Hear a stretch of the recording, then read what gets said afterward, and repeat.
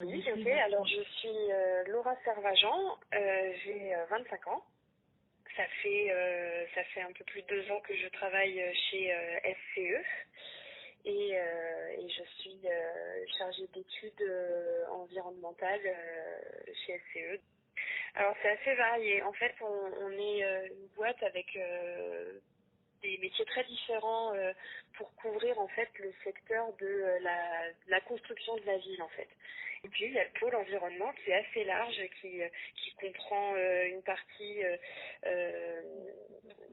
aménagement des espaces naturels avec le remaniement des cours d'eau par exemple, les inventaires faune-flore et habitat avec des métiers tels que les naturalistes qui vont eux sur le terrain pour faire des inventaires des espèces protégées, etc.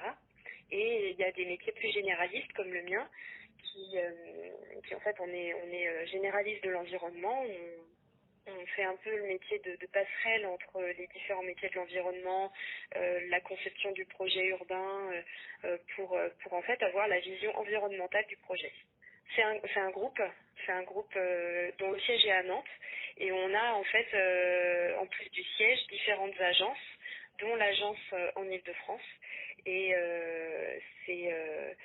on est à peu près, il y a 300 personnes au siège et puis au niveau national on doit être 500 collaborateurs.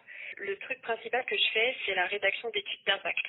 L'étude d'impact, c'est une étude réglementaire, ça veut dire que c'est obligatoire dans le code de l'environnement, qu'à partir de certains seuils d'un projet, donc en fait les seuils c'est plutôt l'emprise du projet sur le terrain ou la surface de plancher qu'il construit par exemple, donc en fonction des seuils on est soumis ou pas à étude d'impact obligatoirement. Et l'étude d'impact est là pour connaître quels sont les impacts positifs ou négatifs que le projet va avoir sur son environnement. C'est pas évident parce que il y a je suis pas certaine que toutes les journées se ressemblent, mais bon, en général, quand je suis sur une étude d'impact, déjà je commence par étudier l'état initial, ça veut dire le projet où il va s'implanter, comment est le site actuellement.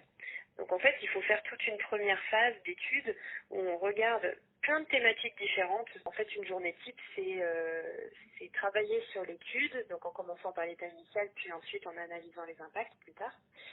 Répondre à des mails avec les clients, gérer son plan de charge, puis peut-être des missions qui sont les moins intéressantes, c'est quand la conception du projet du client est tellement avancée qu'en fait nous on n'a pas vraiment D'accord. on n'a plus vraiment la main en fait pour proposer des mesures pour modifier le projet si jamais il a un trop gros impact sur quelque chose. C'est un conseil en fait donné aux gens qui veulent débuter là-dedans, c'est de dire que il faut faire attention à se dire qu'on n'est pas ce métier-là, en tout cas, il ne peut pas être totalement du côté de l'environnement. Je pense qu'il faut avoir un bon esprit d'équipe.